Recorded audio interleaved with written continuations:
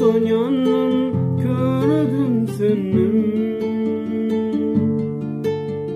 Ya suyun hevesin alın, meni yaktın kime yar buldun? Yürekten öçmü odun, kime yetirir kadadın?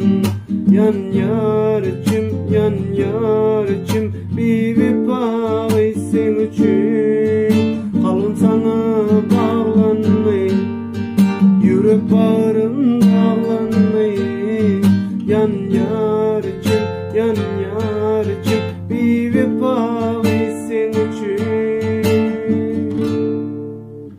Serhoş bolup için minni, göz yaşlarım döküyün minni. Ya da yalnız için menini,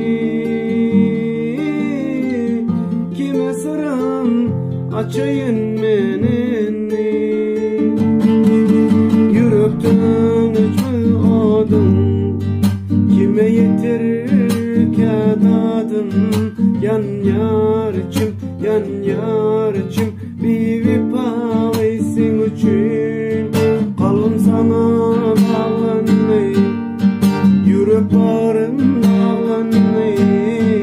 Yan yarıcım, yan yarıcım, bir vefalı sen için.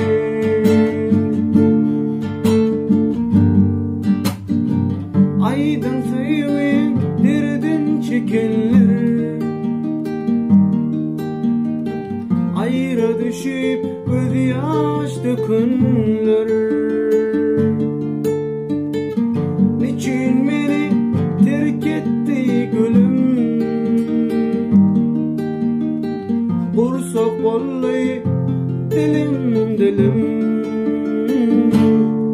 Yürekten öçmü odun, kime yetirir kadadın?